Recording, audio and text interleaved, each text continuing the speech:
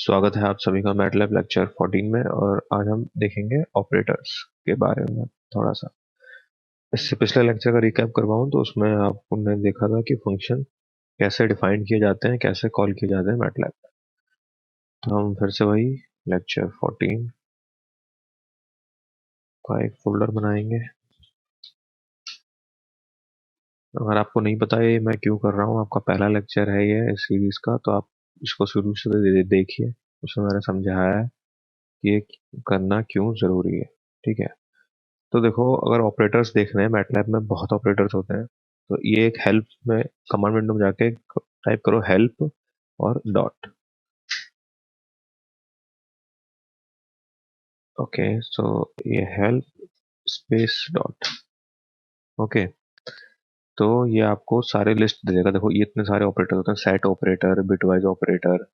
इन पे आप क्लिक करोगे तो आप इनकी डिटेल्स में भी जा सकते हो। Special operator, logical operator, relational operator, arithmetic operator. तो अरिथमेटिक ऑपरेटर प्लस माइनस तो पता ही है, ये डॉट मैंने आपको बताया था। बाकी आपको और डिटेल में जानना है तो आप इन पे क्लिक करके जा सकते हो। अभी आज हम बात करेंगे मेनली रिलेशनल ऑपरेटर्स के बारे में और ये लॉजिकल ऑपरेटर्स के बारे में। तो रिलेशनल ऑब्जेक्ट ऑपरेटर आप समझते हो कि इक्वल इक्वल टू, कि मतलब ए इक्वल टू जीरो है तो ये चेक कर रहा है ये बूलियन में ट्रू या फॉल्स देता है। ठीक है, देखो उसको हम चेक कर लेते हैं यहाँ पे, या एक लाइव स्क्रिप्ट बना लेते हैं जिससे वो फाइल सेव हो जाए। इसको सेव एज ऑपरेटर्स। ठीक है, तो अब देखो ऑपरेटर्स में क्या है कि आपको करना है, जैसे हमने देखा, हमने ए इक्वल टू जीरो कर दिया। ठीक है, ए इक्वल टू जीरो रन कर दिया कंट्रोल एंटर से। अब हमें चेक करना है कि ए इक्वल इक्वल टू जीरो है या नहीं। तो देखो ये क्या रिटर्न करेगा, देखो आंसर में क्या रिटर्न करेगा, लॉजिकल वन, मतलब ट्रू है ये। अब मान लो मैं इसको चेक करना चाहता था ए इक्वल टू वन है क्या, तो वो आंसर में इसने रिटर्न किया जीरो की नहीं है। तो जीरो मतलब फॉल्स, वन मतलब ट्रू। तो जो लॉजिकल ऑपरेटर्स, जो ये रिलेशनल ऑपरेटर्स हैं, ये सारे इसमें या लॉजिकल ऑपरेटर्स हैं, वो सारे ऐसे ही जवाब देते हैं, जीरो या वन में। ठीक है, अब इनका यूज कहाँ होता है, तो ऐसे ही आप इन सारे ऑपरेटर्स को समझ सकते हैं।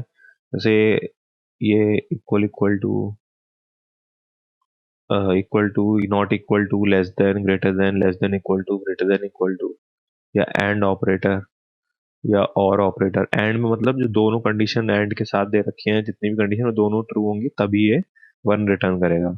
अगर और है, और में कोई एक भी सही होती है तो ये वन रिटर्न करता है। नॉट मतलब कि नॉट इक्वल टू, जैसे देखो यहाँ देखो आप, अगर मैं यहाँ पे नॉट इक्वल टू कर दूं उसे, ठीक है, ये जो टिल्ड साइन होता है ना, ये आपके कीबोर्ड में होता है वन से पहले। ठीक है, ए नॉट इक्वल टू वन। अब देखो ये मेरे को वन देगा, है ना, वन दिया ना इसमें। ठीक है, क्योंकि ए वन के बराबर नहीं है। तो समझ गए होगे आप ये क्या रिटर्न कर रहा है और कैसे काम कर रहा है। तो हर फंक्शन का आपको पता होना चाहिए कि ये कौन से डेटा टाइप में रिटर्न करता है, लॉजिकल है या रियल वैल्यूज है, क्या है। ठीक है, तो इतना बहुत है रिलेशन ऑपरेटर्स का। अब देखते हैं कि इनका यूज कहाँ होता है मैक्सिमम।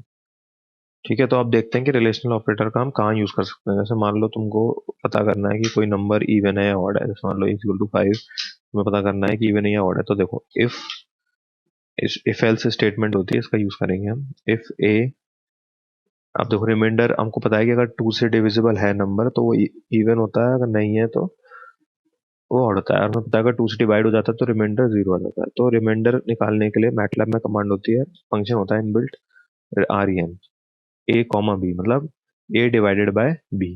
तो मेरे को ए डिवाइडेड बाय टू करना है, और अगर मेरा ये आंसर इक्वल टू जीरो होता है तो मेरे को डिस्प्ले में कर दे कि मेरा नंबर है इवन। ठीक है, अगर ऐसा नहीं है तो मेरे को डिस्प्ले कर कि नंबर इज ऑड। ठीक है, तो ये हो गया मेरा एक। अब देखो इसको रन करके देखते हैं। नंबर मेरा ऑड है फाइव, मान लो तुम यहाँ पे लिख दो टेन। अब रन करो उसे, तो नंबर मेरा इवन। तो देखो ऐसे चलता है इफ एल्स, कि अगर ये सही है तो ये कर, अगर ये नहीं है तो ये कर। ठीक है, और तो और ऐसे ही तुम इसमें इफ एल्स भी कर सकते हो, तुम सिर्फ इफ स्टेटमेंट भी यूज कर सकते हो। तो बहुत तरीकों से तुम इससे खेल सकते हो। तो अभी इस लेक्चर में बस ये बताना था कि इफ एल्स करके भी कुछ चीज होती है, और रिलेशनल ऑपरेटर और बाकी ये जो सारे ऑपरेटर्स हैं इनको कैसे यूज कर सकते हैं। तो उम्मीद है कि आज का लेक्चर आपको पसंद आया होगा, और आपको ऑपरेटर्स और इफ एल्स का फ्लो कैसे चलता है, कैसे लाइन्स एग्जीक्यूट होती हैं, वो आपको समझ आया होगा। तो आपको अगर ये सब अच्छा लगा हो तो electricaldiaries.in पर जाएं और उसको एक्सप्लोर करें। यहाँ के कमेंट सेक्शन में आपको कुछ पूछना है तो यहाँ पूछें, electricaldiaries.in पे आपको कोई डाउट पूछना है तो वहाँ भी पूछ सकते हैं। और ये वाली फाइल्स आपको डाउनलोड करनी है तो आप साइट पर जाकर हमारी डाउनलोड कर सकते हैं। तो आज के लिए सिर्फ इतना ही। अब हम कल मिलेंगे नए लेक्चर के साथ। जब तक के लिए शब्बा खैर।